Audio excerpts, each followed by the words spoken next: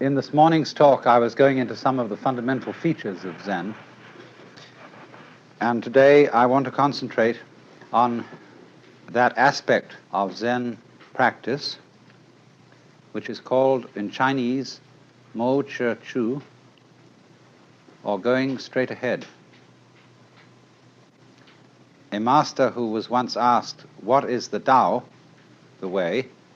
replied, "Walk on." Actually, go.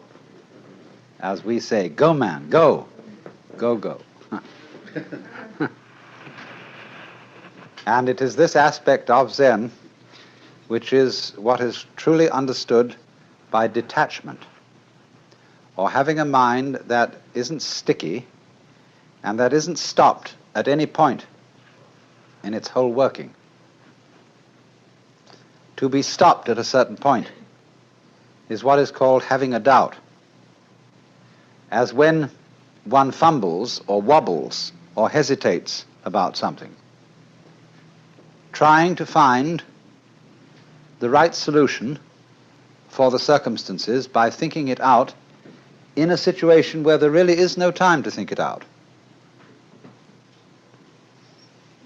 So that when a Zen teacher asks his disciple a question, he expects an immediate answer, as it were, without thought or premeditation.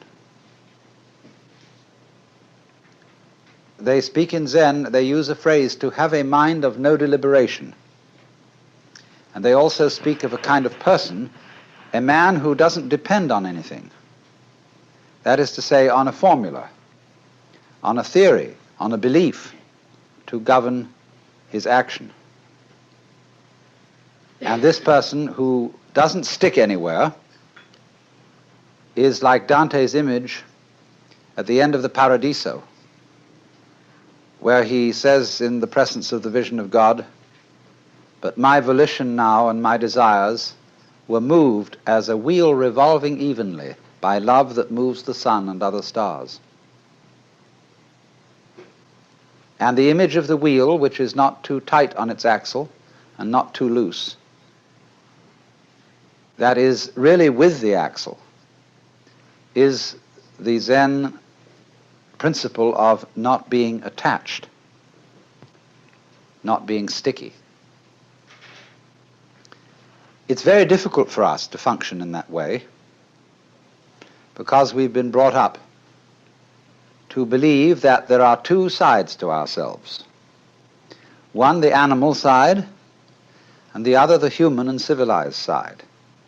And these are expressed in what Freud calls the pleasure principle, which he classifies with the animal side, with the id, and the other, the reality principle, which he puts on the side of society and the superego.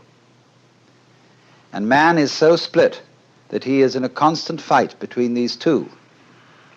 Theosophists sometimes speak of our having two selves, the higher self, which is spiritual, and the lower self, which is merely psychic, the ego. And therefore the problem of life is to make the one self, the higher one, take charge of the lower, as a rider takes charge of a horse. But the problem that constantly arises is, how do you know that what you think is your higher self, then the police wouldn't come around? Then the moralists wouldn't preach at me. Then I could feel that I was doing my duty, behaving as a proper member of society. But all this is a great phony front. If you don't know that there is a higher self, and you believe that there is one, on whose authority do you believe this? You say, oh, such and such a teacher, Buddha, Jesus, Shankara, the Upanishads, said that we have a higher self. And I believe it. Catholics sometimes say they believe their religion because they're told to, and they have to be obedient. The Catechism starts out, the Baltimore Catechism, it starts out, we are bound to believe that there is but one God, the Father Almighty, creator of heaven and earth, etc.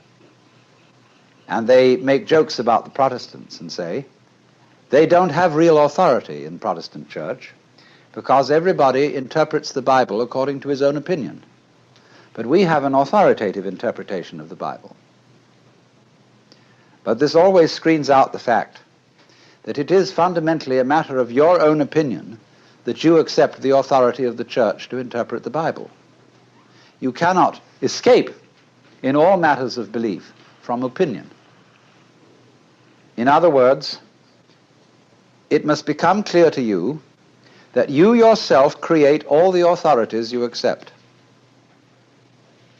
And if you create them in order to dissimulate, in order to protect, so in Zen, a duality between higher self and lower self is not made.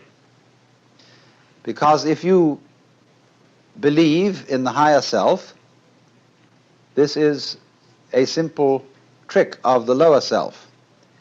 If you believe that there is no really lower self, there is only the higher self, but that somehow or other the higher self has to shine through, the very fact that you think that it has to try to shine through still gives validity to the existence of a lower self. If you think you have a lower self or an ego to get rid of, and then you fight against it, nothing strengthens the delusion that it exists more than that.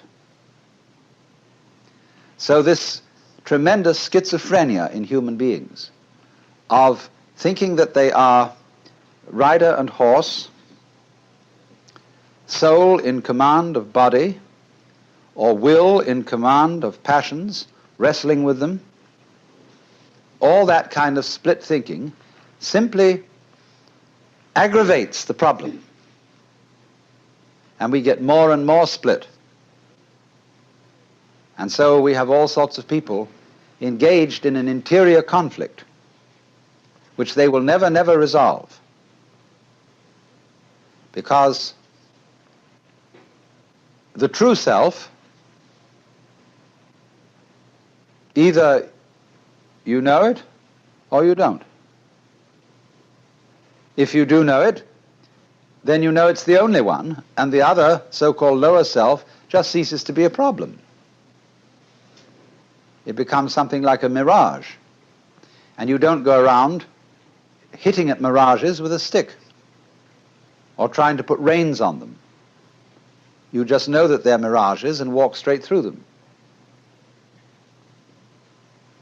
But if you are brought up to believe yourself split, I remember my mother used to say to me when I did naughty things, she said, "Alan, that's not like you.